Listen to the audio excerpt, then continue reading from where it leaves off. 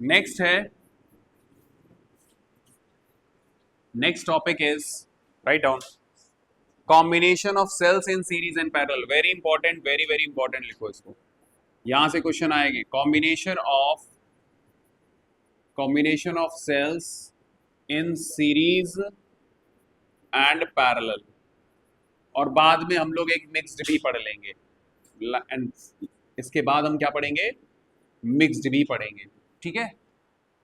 Series, parallel and then we will learn mixed. Clear हो गई बात ये? सबसे पहले लिखो,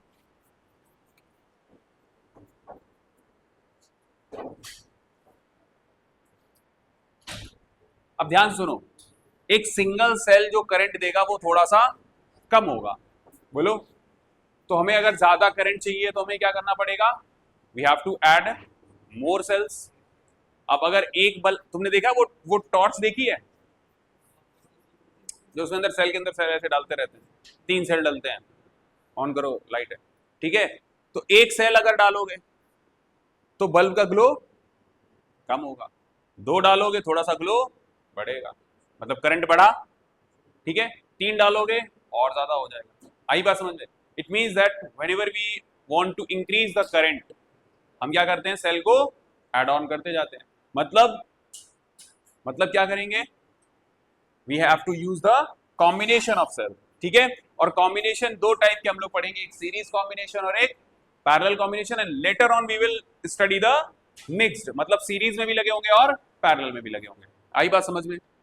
अच्छा, तो what is the combination of cell? तो हम लोग यहां पर यूज करते हैं क्या, कॉम्बिनेशन ऑफ सेल मतलब क्या बन गई, बैटरी। बैटरी क्या होता है, combination of cells, combination of cell, ठीक है। Combination of cell is called battery, and battery cells are used in torches, transistors, set, automobile, है ना, इन सभी में हम लोग यूज करते हैं। सबसे पहला जो कॉम्बिनेशन है that is cells in series. पहला लिखो, नंबर 1, सेल्स इन सीरीज।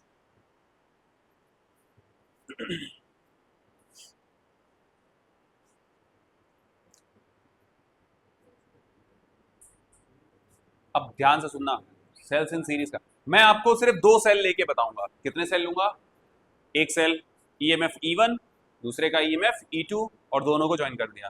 तो मैं दो को लेके आपको थ्योरी पढ़ाऊंगा, but we will generalize it for n cells. बाद में हम उसको जनरलाइज कर देंगे, अगर हमारे पास 10 सेल हैं, 12 सेल हैं, 100 सेल हैं, तो n सेल है, सबके लिए हो जाएगा, वही फॉर्मूला लगेगा, बोलो। तो सीरीज कॉम्बिनेशन क्या होता है, अगर कोई एक सेल है और ये इसका इंटरनल रेजिस्टेंस है R1, इसका ईएमएफ क्या है E1, तो ये इसका पॉजिटिव टर्मिनल है, ये वाला क्या है नेगेटिव टर्मिनल है। तो सीरीज कॉम्बिनेशन तब बोला जाता है जब किसी एक का नेगेटिव दूसरे के पॉजिटिव के साथ जुड़ा हो, बोलो। आ रही है बात समझ में? ये इसका ईएमएफ E2 है, R2 इसका इंटरनल रेजिस्टेंस है, R2 इंटरनल रेजिस्टेंस है, ये प्लस ये माइनस, तो इसका नेगेटिव इसके पॉजिटिव के साथ जुड़ा हुआ। This type of combination is called series combination. Series combination clear हुआ? ये आ रही बात समझ में? ये सपोज करो आपके घर में इन्वर्टर है, ठीक है, तो उसमें प्लस और माइनस लेके होते, बैटरी रखी होती ना वो, अगर तुमको बोला सीरीज में जोड़ो, तुम क्या करोगे, क्या करोगे, बोलो। प्लस को किससे जोड़ोगे, माइनस से, और एक प्लस दूसरे टर्मिनल और एक नेगेटिव वाला फ्री रहेगा। आ रही बात समझ में? तो वो कॉम्बिनेशन कैसा हो गया, सीरीज। और अगर आपने प्लस को प्लस में जोड़ दिया, माइनस को माइनस में जोड़ दिया, तो क्या होगा, क्या होगा, क्या होगा बताओ, कुछ तो होगा, है? चलो देखो, सेल इसका ईएमएफ कितना है E1, इसका कितना है इंटरनल रेजिस्टेंस कितना है R1, इस सेल का ईएमएफ E2, इसका R2, और इसका जो इक्विवेलेंट बनेगा वो मैं ऐसे लिख रहा हूं कि इसका R इक्विवेलेंट और E इक्विवेलेंट, बोलो। समझ में आ रही बात? ये डायग्राम बना लो, फिर आगे थ्योरी करते हैं। So this combination is called series combination. अब अगर इसमें मैं एक और जोड़ता था E3, E4, E5, E6 ऐसे करते जाता, तो 2 के लिए समझ जाओगे तो फिर आप n के लिए भी समझ जाओगे।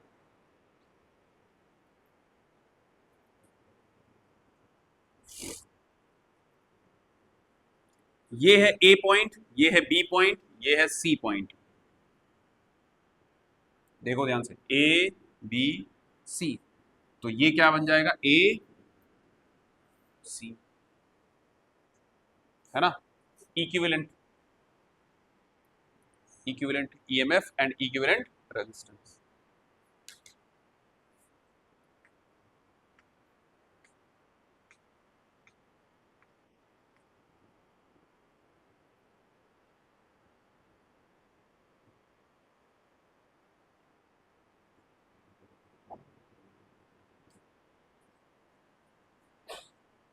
हो गया नोट? अब जरा ध्यान से देखो, सपोज करो यहां पोटेंशियल क्या है, VA, यहां पोटेंशियल क्या है, VB इस पॉइंट पर, और यहां पोटेंशियल क्या है, VC। तो अगर मैं इस सेल के टर्मिनल पोटेंशियल डिफरेंस निकालूं, क्या होगा टर्मिनल पोटेंशियल डिफरेंस, VAC, बोलो, सॉरी AB, क्या होगा, VAB, क्या निकलेगा, E1 माइनस IR1, बोलो, यही होगा potential difference V is equal to E1 minus I into R1। ये करंट ऐसे जाएगा इसमें से, बोलो, ठीक है। अच्छा, इसके अक्रॉस देखा जाए क्या होगा बताओ, VBC क्या होगा, E2 माइनस IR2, नोट करो।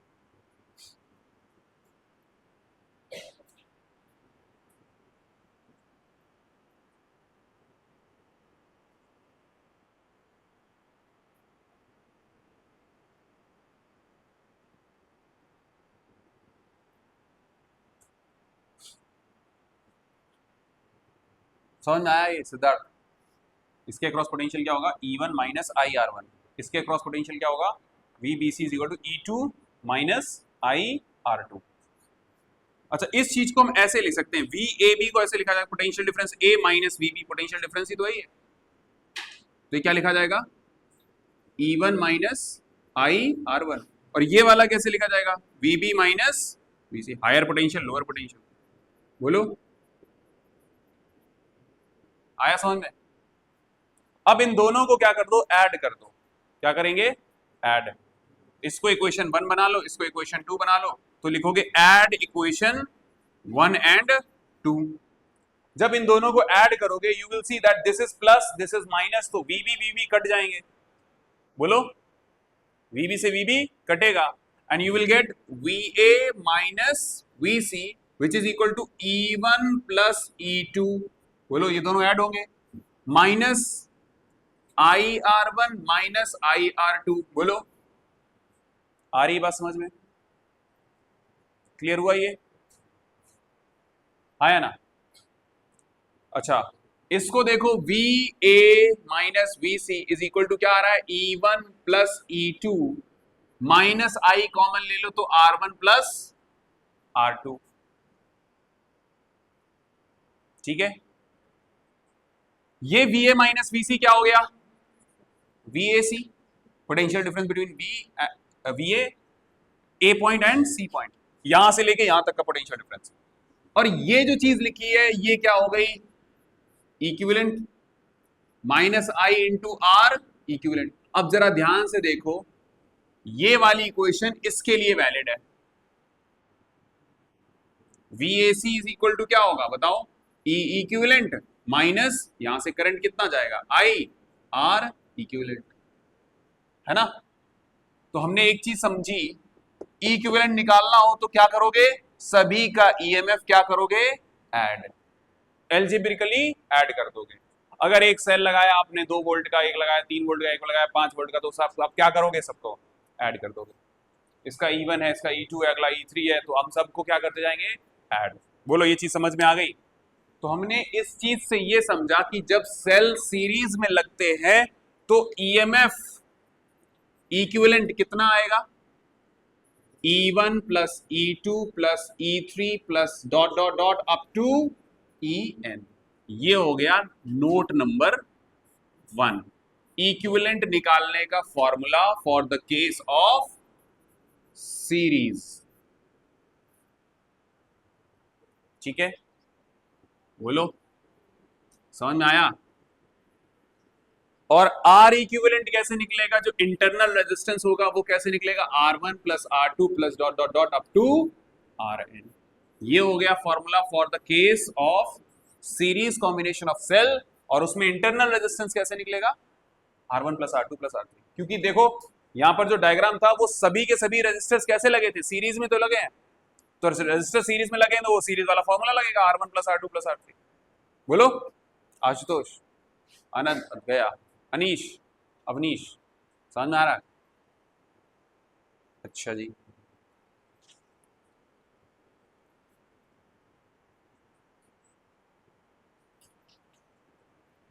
अब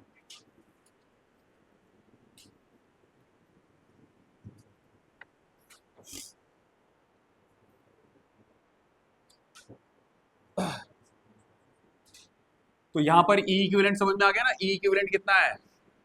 E1 plus E2 and R equivalent कितना है? R1 plus R2। ये मैंने जर्नलाइज केस बता दिया आपको। अच्छा, तीसरा नोट पॉइंट कि मान लो कि अगर इस तरीके से कुछ सेल्स लगे हुए हैं, ऐसे लगे हुए हैं, ठीक है, लेकिन इनमें से एक सेल उल्टा लगा हुआ है, ऐसे मान लो,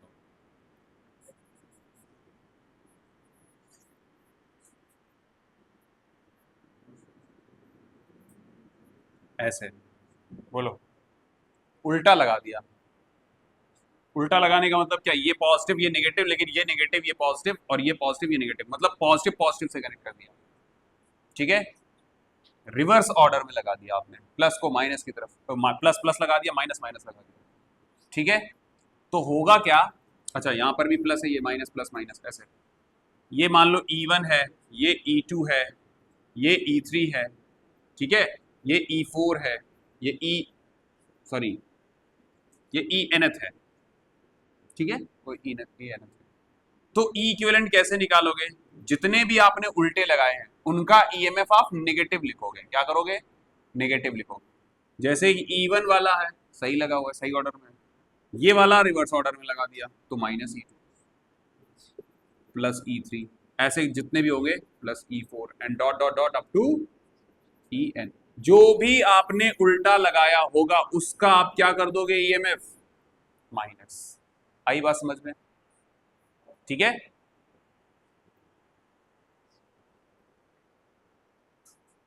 अच्छा, ये आप करके भी देखना घर पे, अगर आपकी टॉर्च है तो एक सेल डालना, दूसरा उल्टा डाल देना।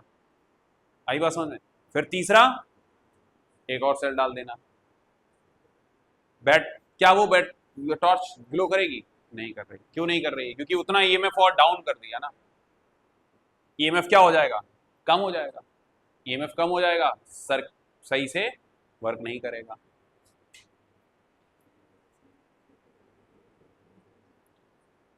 अच्छा, अब इसमें फोर्थ पॉइंट, अगर मान लो कि E1 is equal to E2 is equal to E3 and dot dot dot dot up to Enth भी, सभी के सभी ईएमएफ क्या है? Same same EMF. मतलब सेल है वो 0.5 वोल्ट 1.5 वोल्ट के हैं या 3 वोल्ट के हैं, और सभी सेल कितने हैं? 3 वोल्ट के हैं। तो इक्विवेलेंट कितना निकलेगा बताओ? N times E। बोलो, समझ में आ रही बात? ये क्या बनेगा? N times E। क्लियर हुआ ये? बोलो। अच्छा, फोर्थ नोट पॉइंट समझ में आ गया होगा आपको। Fifth note point, fifth note point, suppose that कि ये एक सेल है, एक ये सेल है, एक ये सेल है, एक उल्टा लगा दिया, फिर एक ऐसे, फिर ऐसे, 1 2 3, 1 2 3 4 5 6 7 8 9 10। ठीक है, देखो जरा, इसका ईएमएफ ई, इसका ईएमएफ ई, इसका ई, इसका भी ई, इसका भी ई। बोलो सभी का ईएमएफ कितना है? ई है। लेकिन यहां पर देखना, ये प्लस ये माइनस, ये प्लस ये माइनस, ये प्लस ये माइनस, ठीक है। बट ये माइनस है और ये प्लस है, ये माइनस है ये प्लस है, फिर ये plus minus plus minus plus minus plus minus plus minus. ठीक है, मतलब हमने यहां पर दो सेल उल्टे लगाए, देखो एक ये वाला और एक ये वाला, प्लस से प्लस कनेक्टेड है ना, और यहाँ पे माइनस से माइनस कनेक्टेड है। बोलो, देखो plus minus plus minus plus minus चल रहा था, फिर यहाँ माइनस प्लस कर दिया, फिर माइनस प्लस कर दिया। बोलो, दो उल्टे लगा दिए मैंने, है ना।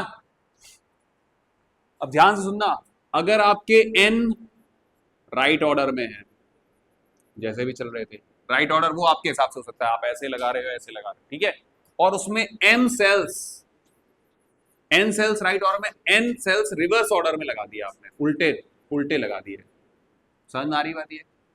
तो जो, और सभी ईएमएफ कैसे थे? ऑल ईएमएफ कैसे थे? सेम। तो नेट ईएमएफ निकालने का क्या फॉर्मूला बनेगा? ध्यान से सुनना, जितने भी ईएमएफ थे, अगर एन सेल थे, सॉरी एन रखो टोटल सेल, एन क्या है?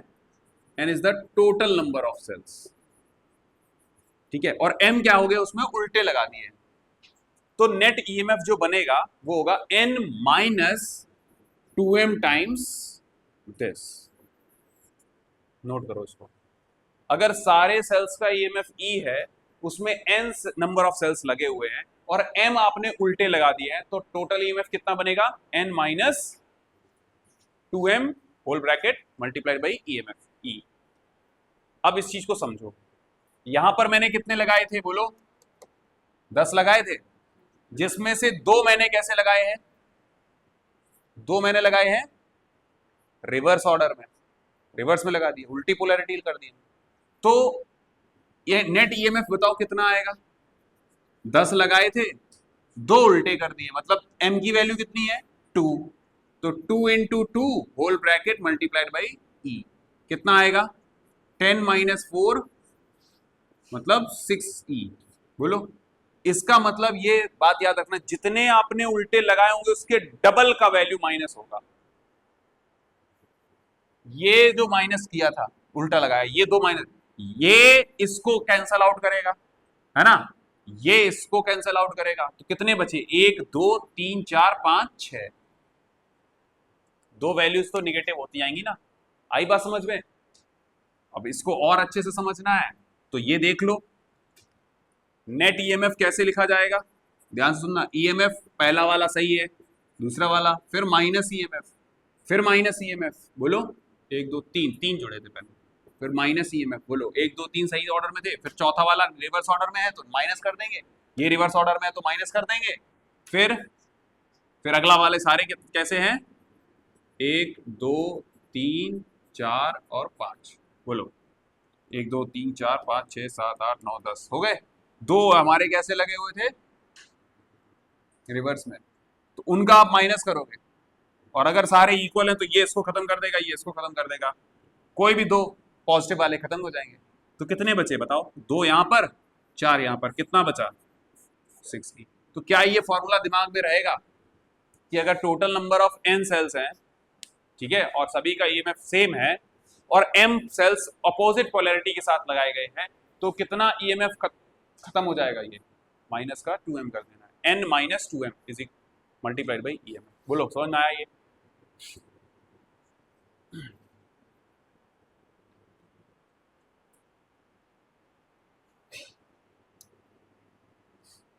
Sixth note point,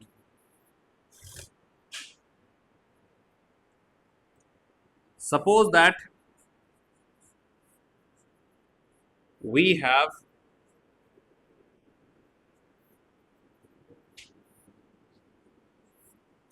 this is EMF 1 R1 resistance internal, E3 R3, ये है ENth RNth। बोलो, कैसा कॉम्बिनेशन है आशुतोष, कैसा कॉम्बिनेशन है ये? सीरीज कॉम्बिनेशन है।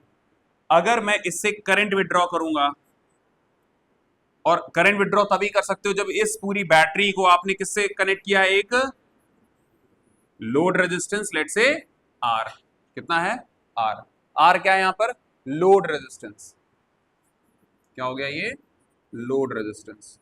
लोड समझते हो क्या, कोई भी डिवाइस लगा दी, बल्ब लगा दिया, कुछ भी लगा दिया, है ना, तो ये आर लोड रेजिस्टेंस हो गया, ये क्या है बैटरी।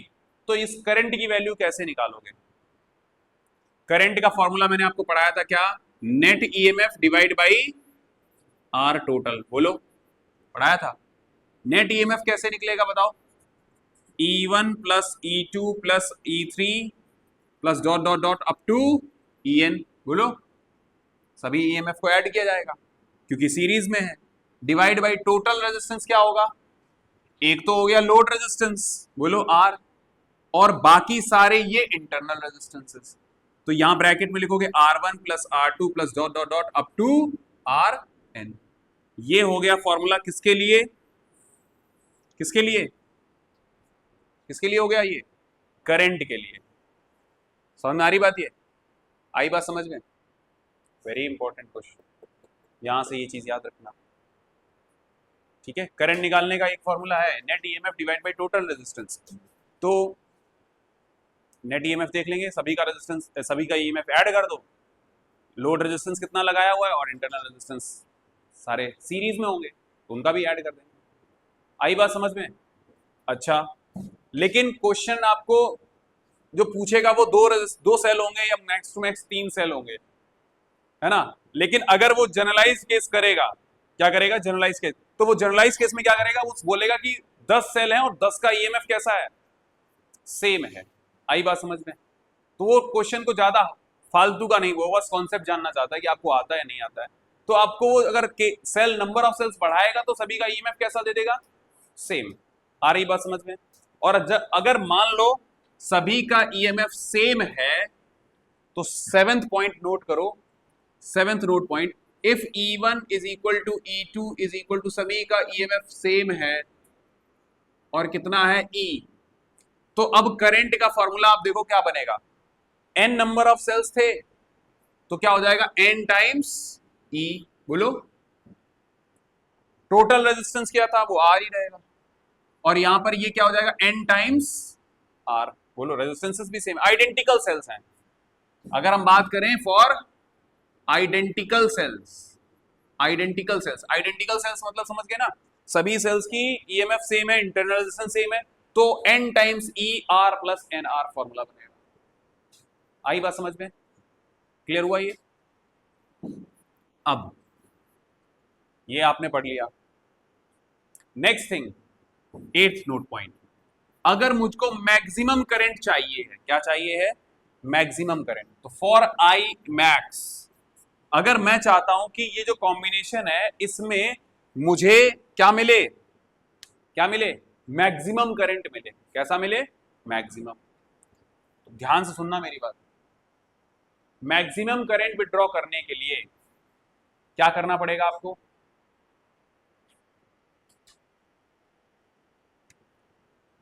देखो फॉर आई मैक्स,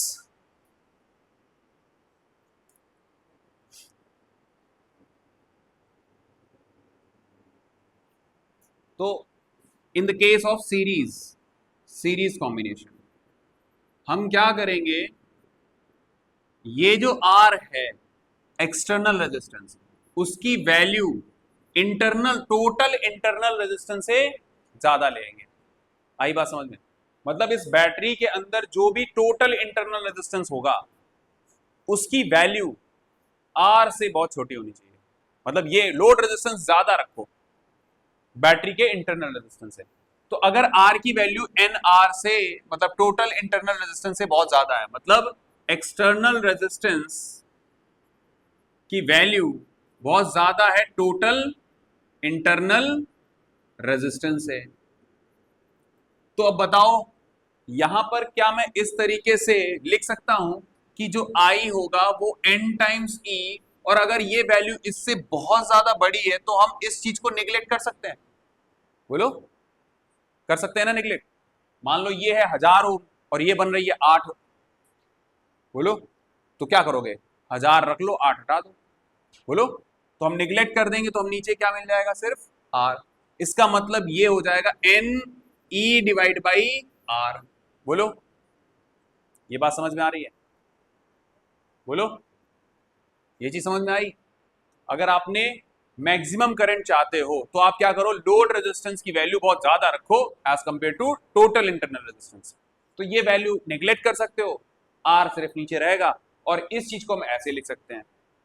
आ रही बात समझ में? What is this thing, EMF of one cell divide by the external resistance. इसका मतलब ये हो गया कि अगर आपने N सेल लिए तो उसमें सिर्फ एक सेल लगाया और उसको एक्सटर्नल रेजिस्टेंस से लगा दिया, बोलो तो करंट कितना आएगा, लेट्स से कितना आएगा, EMF डिवाइड बाई R। बोलो ये है एक सेल से निकलने वाला करंट अगर हमने वही लोड रेजिस्टेंस लगाया। आई बात समझ में? और उसका अगर हमने N सेल्स लगा दिए तो हमारा करंट भी कितना हो जाएगा, N टाइम्स हो जाएगा। आ रही बात समझ में? तो ये एक सेल से निकलने वाला करंट था, उसको भी हमने कितने से मल्टीप्लाई कर दिया, N टाइम्स। तो जितने सेल्स बढ़ाते जाओगे उतना ही ज्यादा करंट बढ़ता जाएगा and you will get the maximum value of current. Clear हो गई बात ये? तो N times the current drawn from single cell, ये आई मैक्स का फॉर्मूला हो जाएगा। बोलो आई मैक्स निकलेगा कैसे, बोलो N टाइम्स सिंगल सेल से होता है, सिंगल सेल से जो करंट निकलेगा उसका N टाइम्स। आई बात समझ में? और अगर आपने क्या किया, अगर ये तो केस नंबर 1 हो गया, केस नंबर 1 की हमने ऐसा ले लिया, ठीक है, बोलो कि ये जो है इंटरनल रेजिस्टेंस बहुत ही कम है। अगर हमने क्या किया, लोड रेजिस्टेंस बहुत कम ले लिया, इंटरनल रेजिस्टेंस बढ़ा दिया, ठीक है, तो ये केस नंबर 1 है। अगर हमने केस नंबर 2 लिया कि R is very less than NR, तो अब इस बार इसको निगलेक्ट कर दोगे तो I कैसे निकलेगा, बोलो N times E divide by N times R, ये कट जाएगा तो फिर आपको सिर्फ एक सेल का ही करंट मिल रहा है। मतलब हमको अगर सीरीज केस में मैक्सिमम करंट चाहिए तो लोड रेजिस्टेंस बढ़ा के रखो। आई बात समझ में? लोड रेजिस्टेंस को बढ़ा दो। ये बात सबको क्लियर हुई या नहीं हुई? ठीक है, और समझ में आ गया होगा आपको ये कितना हो जाएगा, N टाइम्स बढ़ जाएगा from the current from the single cell. बोलो इधर शिवजी, आर्यन, उत्कर्ष, समझ में आ गया? ठीक है जी, बस इतना सा ही था इस वाले सेक्शन में। अब डालो parallel combination of cells. Note point सारे याद रखना भैया, ये 8 के 8 note point.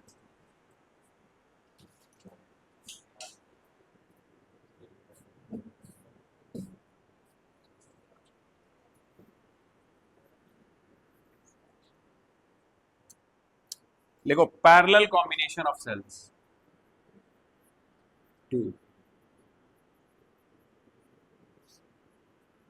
Parallel combination of cells, parallel combination of sales.